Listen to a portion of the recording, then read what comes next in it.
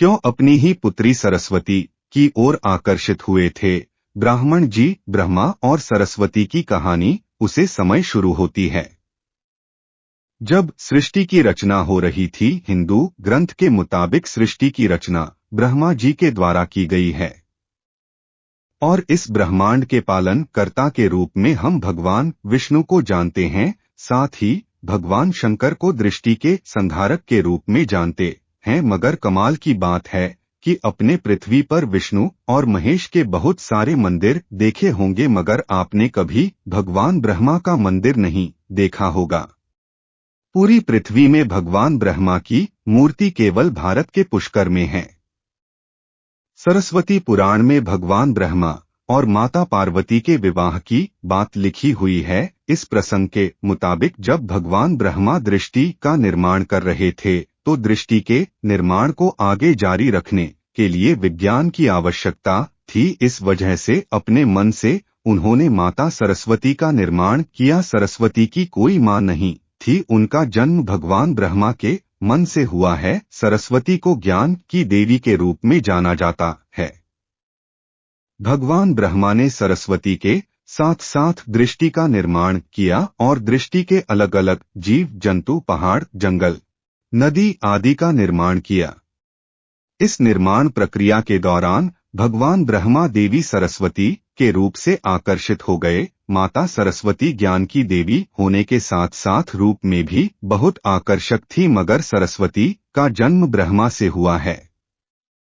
इस वजह से जब भगवान ब्रह्मा सरस्वती की तरफ मोहित हो गए तब देवलोक में उनकी बहुत निंदा हुई। हालांकि इन सब के बावजूद ब्राह्मण ने सरस्वती से विवाह किया और लगभग 100 साल तक पृथ्वी पर जंगल में निवास किया। पृथ्वी पर सरस्वती के साथ ब्रह्मा जब निवास कर रहे थे तब उन दोनों के जरिए मनु नाम के पुत्र का जन्म हुआ। आगे चलकर मनु की संतानें ही मनुष्य जाति के पनपने का कारण बनी। भगवान ब्रह्मा के इस व्यवहार के कारण देवलोक में यह निश्चय किया गया कि भगवान ब्रह्मा की पूजा नहीं की जाएगी। सरस्वती ने ब्रह्मा को श्राप क्यों दिया? सरस्वती पुराण में बताया गया है कि भगवान ब्रह्मा ने सरस्वती को अपने मन से उत्पन्न किया था और माता सरस्वती की खूबसूरत पर मोहित हो गए।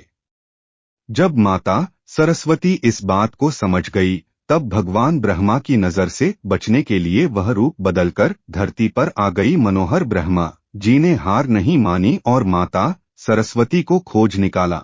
भगवान ब्रह्मा माता सरस्वती के साथ शारीरिक संबंध बनाना चाहते थे और सरस्वती इसके लिए तैयार नहीं थी। सरस्वती ने ब्रह्मा को श्राप दिया था कि धरती का निर्णय करने के बावजूद धरती पर आपकी कभी पूजा नहीं होगी। ब्रह्मा और सरस्वती का संबंध क्या है? ब्रह्मा और सरस्वती दोनों ही हिंदू धर्म में बहुत ही महत्वपूर्ण देवी देवता के पात्र हैं। इनके जुड़ी किसी भी जानकारी पर भरोसा करने से पहले आपको वेद पुराण पढ़ना चाहिए। सबसे पहले आपको बता दे कि हिंदू धर्म की सारी जानकारी वेद में दी गई है।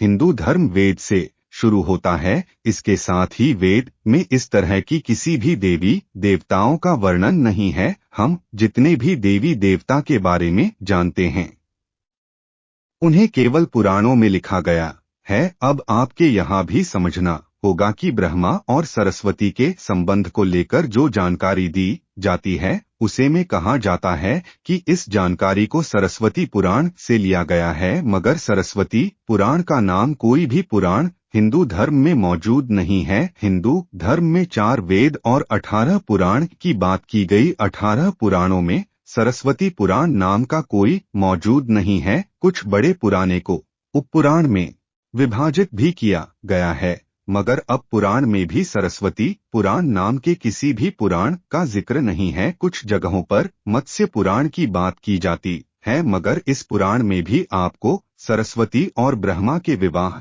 जैसी कोई जानकारी नहीं मिलेगी। ऐसे में सवाल उठता है कि ब्रह्मा और सरस्वती के बीच कौन सा संबंध है? इसके लिए आपको समझना होगा कि ब्रह्मा ने सृष्टि का निर्माण किया, अर्थात जब भगवान ब्रह्मा इस सृष्टि का निर्माण के करने बैठे तब विष्णु और महेश के अलावा कुछ भी इस दुनिया में मौजूद नहीं था। ऐसे में अगर उन्हें सृष्टि को आगे चलने के लिए किसी भी पुरुष और स्त्री की आवश्यकता होगी, तो उन्हें अपने मन से उसकी रचना करनी होगी। इसी वजह से भगवान ब्रह्मा ने माता सरस्वती, नारद मुनि, जामवंत, सनक सनंदन संतान सनत कुमार, भृगु एवं अत्रि का जन्म अपने मन से किया और पृथ्वी को आगे संचालित करने के लिए धरती पर भेजा। इस पृथ्वी पर ज्ञान के संतुलन को बनाए रखने के लिए उन्होंने माता सरस्वती को अपने साथ रखा और साथ रहने वाली स्त्री को पत्नी का दर्जा दे दिया गया।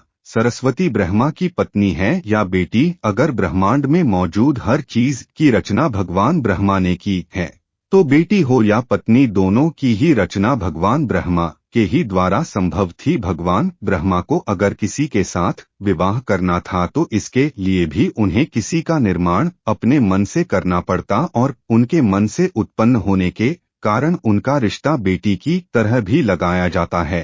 हालांकि सृष्टि का निर्माण होने के बाद अलग अलग घटनाओं के कारण ब्रह्मा का विवाह 5 बार हुआ था। इस वजह से उनकी कुल 5 पत्नियां थी, जिनमें सरस्वती, सावित्री, गायत्री, श्रद्धा, मेधा थी।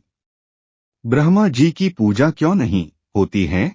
इस पृथ्वी पर अपने अक्सर भगवान विष्णु या भगवान शंकर के मंदिर को देखा होगा। आपने कभी भी भगवान ब्रह्मा के मंदिर को नहीं देखा होगा। क्या होगा, आपने कभी भी भगवान ब्रह्मा के मंदिर को नहीं देखा होगा। आपको बता दें कि राजस्थान के पुष्कर में भगवान ब्रह्मा का एक मंदिर है। वह मंदिर 3 झीलों से घिरा हुआ है। प्रचलित कथा के मुताबिक सृष्टि का निर्माण करने के बाद वज्रनास नाम के एक राक्षस ने धरती पर खूब उत्पात मचाया था। तब इस राक्षस ने भगवान ब्रह्मा के साथ दुर्व्यवहार शुरू कर दिया। तब ब्रह्मा जी ने वज्रनास का वध कर दिया। टुकड़े धरती पर आ गिरे, जिससे बड़े बड़े झील बन गए। आज यह स्थान भारत के पूर्व पुष्कर नाम के इलाके में है और उन 3 जिलों को व्याष्ठा, मध्य और कनिष्ठ पुष्कर के नाम से जाना जाता है।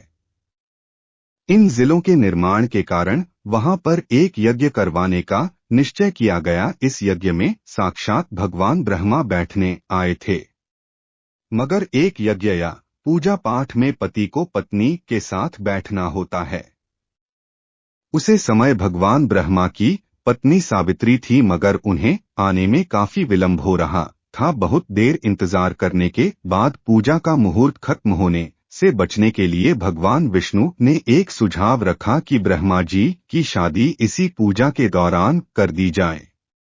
इस विचार पर सहमति दिखाते हुए नारद मुनि ने गायत्री नाम की एक स्थानीय लड़की को भगवान ब्रह्मा के साथ विवाह करने के लिए मना लिया।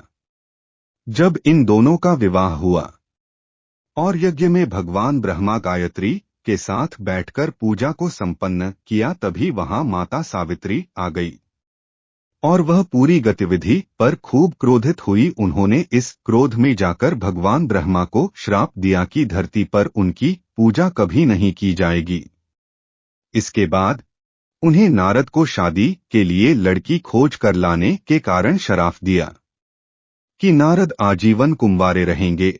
जब माता सावित्री को पता चला कि यह विचार भगवान विष्णु ने प्रकट किया था, तो उनके श्राप से वह भी बच नहीं पाए। माता सावित्री ने भगवान विष्णु को श्राप दिया कि वह अपनी पत्नी के वियोग में तड़पेंगे। इसी श्राप के कारण राम अवतार में भगवान विष्णु को माता सीता से बिछड़ने का दुख भोगना पड़ा था।